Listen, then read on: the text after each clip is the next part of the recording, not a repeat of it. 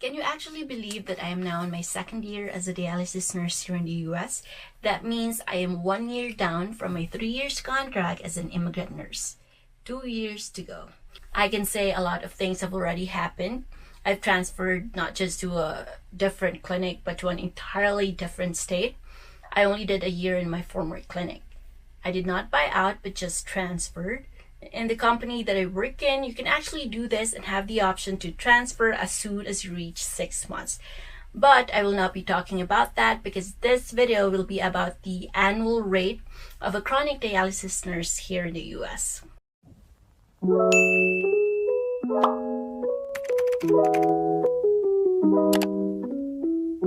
Hey nurses, Nurse Rooms here. I'm a dialysis nurse in the US and welcome back to my channel where I upload videos all about dialysis and my journey as an immigrant nurse here in the US. My aim for today's video is to give you an idea of how much an immigrant nurse working as a chronic dialysis nurse can actually earn here in the US for a year. Everything will be in range, rounded off, or in average because I am still not comfortable divulging my rate or any specifics in terms of money. But I tell you, this is more realistic because I'll be basing from my own paycheck and not just from a list found on the internet. I'll cover pre-tax and post-tax rate, deductions, and some of the basic expenses. So if you're ready, hit that like button, smash the subscribe button, and hit that bell icon for new video every week as I take you with me in discovering a nursing career. To guide you throughout this video, I'm going to put some timestamps below that redirects you straight to the topic that you were looking for. But before anything else, just a disclaimer, everything in this video will be based on my own experience and not intended and shall not be construed as professional advice. State and city. There are a lot of factors to consider that can affect your rate. The top one is the cost of living. That depends on which state you are currently working. However, not because we work in the same state, it's a guarantee that we'll most likely have similar rates. Pennsylvania, for example, when I had my first year as a chronic dialysis nurse, is a large state that consists of 2,000 plus cities, and the city that I live in ranks 300 plus. So my rate is definitely not on par from those who live in Philly, which is a top 1 city in PA. Direct hire versus agency. Another is if you are employed through an agency or a direct hire. Agencies pay for most of your expenses like NCLEX, IELTS, dependence tickets, etc. So in return, it's them who manages your paycheck. Whereas in direct hire, since you paid almost everything, you get your paycheck directly from your employer.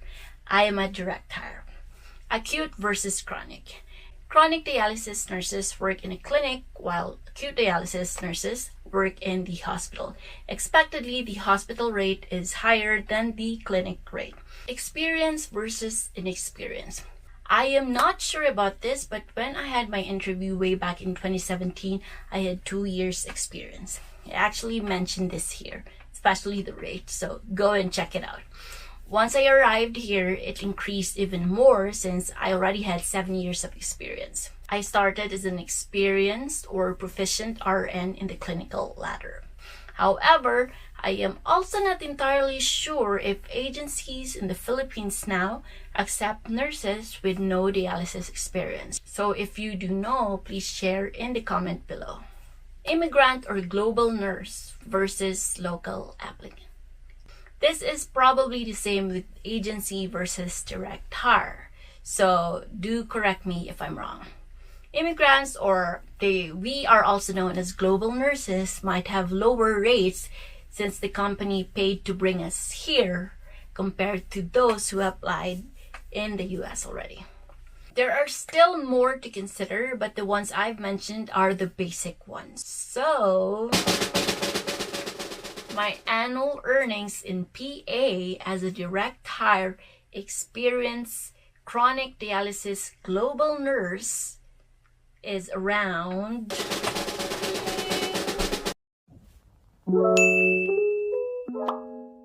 $62,000. This includes overtime, float differential and incentive, holiday pay, night differential, and also PTO hours, wage increase, and retention bonus. Regular versus overtime hours. In PA and in most states, regular hours totals to 40 hours only in a week. So if you work beyond that, it's considered as an overtime, which then becomes an hour and a half of your rate. In California, on the other hand, I think theirs is per day. So regular hours are 8 hours only. Working beyond will be 1.5 rate. And if beyond 12 hours, the hourly rate doubles. So back to where I work in PA, I must say that we have the huge census of dialysis patients because the total earnings just from my overtime hours was around $10,000. Compared here, where I transferred to the West Coast, I can't even reach 40 hours a week. Holiday pay. Holiday pay, on the other hand, is the same. It's also an hour and a half of your rate. The holidays are New Year, Memorial, Independence, Labor, Thanksgiving, and Christmas Day. My average total for this one is around $1,500. Nurse incentive versus float differential. I've only worked twice on a day off, and they have the incentive if you work on such days. I do remember my first one, I got a nurse incentive of $300.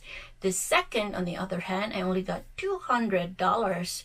That is reflected as the float differential in my payslip. I was aware of the $200 rate when they asked me, but it was only after when I noticed $100 less, which is supposed to be $300. But then I didn't bother, but that was a good trick though. Even with the kind of extra money I can get from working on my day off, I wouldn't continue doing it. I was already exhausted working more, both PCT and nurse roles on my regular days, so I don't have the extra energy anymore to work on a day off. Plus, seeing the tax deduction, never mind. Paid time off. PTO is getting paid while away from work and is accumulated per workday. I don't really know if there's a maximum PTO usage per week, but I think it's 40 hours. Because I noticed if you also work in the same week you requested it, PTO will just patch up the remaining hours to make it 40. Say for example, you've worked 3 days for a total of 36 hours. Even though you requested the remaining 3 days for PTO, so if it's 10 hours per day times 3, that totals to 30 hours. So it will not use the whole 30 hours, but just 4 hours to make up for the hours of that week, which is 40. But rest assured, you are off for the whole 3 days. I've tried cashing it out before transferring. It did not let me. I think they only allow this at the end of the year. What they did instead, since during my last week, I only worked for 2 days for a total of 28 hours for the 2 weeks payroll cutoff. So they added my PTO hours to still give me the minimum 80 hours. So I still got paid for my 1 week work free. Night differential. There is also a shift differential. In my case, the night differential applies in both of my previous clinics. It's 10% per hour as reflected in my payslip. I just don't know what time it starts or how they calculate the hours. My 18-chair clinic has a third shift that ends around 10:30 p.m. while my 24-chair clinic ends around 8:30 p.m. I totaled around $450. Wage increase. So on my 8th month, I also got a $3 increase. So I guess that's on the month of March that I started receiving more. However, we're getting less hours too, so we don't really feel the difference. It's just like the usual. So retention bonus. Lastly is the retention bonus. This is not available in all clinics. They offered me this as soon as I requested to transfer. It's $15,000, which will be given in a staggered basis of $5,000 every 6 months. What amazes me is how strict they are in terms of money, that even though I was only 2 weeks less of turning 1 year, it still did not count. Then when it comes to workload, they don't even care. So I only got the first 6 months bonus, that is $5,000. Unbelievable, right? My total hours was 2,410.32. If we are going to divide that by the standard regular hours in a month, which is 160, it's actually equivalent to 15 months already, or 1 year and 3 months. This is what agency usually use, contract hours instead of years. So the advantage is you can finish your contract faster if you do overtime or pick up shifts. As for me, I had to strictly wait for 3 years to finish the contract. So, ready for the after tax? The net pay, it's around $44,000. Ouch. From $62,000 to $44,000 real quick. The deductions, it's categorized as pre-tax deductions, teammate taxes, and post-tax deductions. A pre-tax deduction is any money taken from employees' gross pay before taxes are withheld from the paycheck. This includes a 401k, HSA, health savings account, since I chose the high deductible with HSA plan, dental, vision, and medical. The amount total for this is around $6,000 for the year. Next is teammate taxes. The teammate taxes, on the other hand, includes OASDI program, which stands for Old Age Survivors and Disability Insurance, or also known as your Social Security. It also includes Medicare, federal withholding, state tax, SUI or state unemployment insurance, city tax, and LST or local state tax, that total around $12,500 for a year.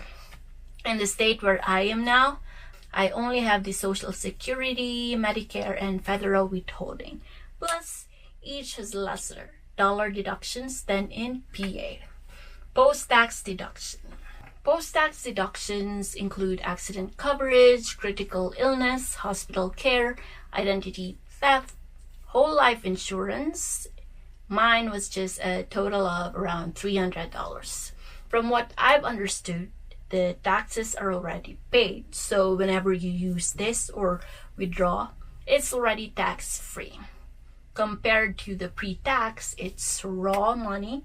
But when you decide to withdraw, you have to pay for their equivalent taxes. If you're confused, I am too. And I am not the right person to ask, and don't even expect a separate video for this. Now, we're aware of the take-home salary. The next thing to know is how much really do we get to keep after? Ready for the expenses?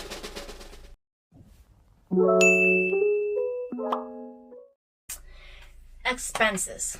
I won't go into details here, especially with food and grocery.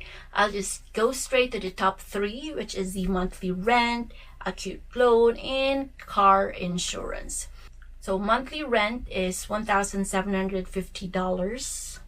Monthly auto loan is $500. Monthly car insurance is $160. So if we convert those in a year, $21,000 for a yearly rent, $6,000 for a yearly auto loan, and $1,920 for the car insurance for a year.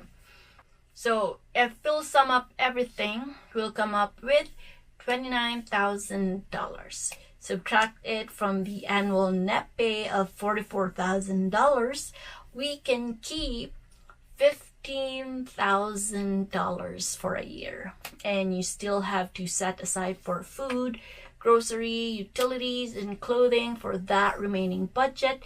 And of course, some money padala to the Philippines. So what do you think? Let me know in the comments below. So that's it. Hope you learned something from this video. If yes, don't forget to click like, leave a comment for some video suggestion, and of course, subscribe to my channel. Thanks for watching and see you next video.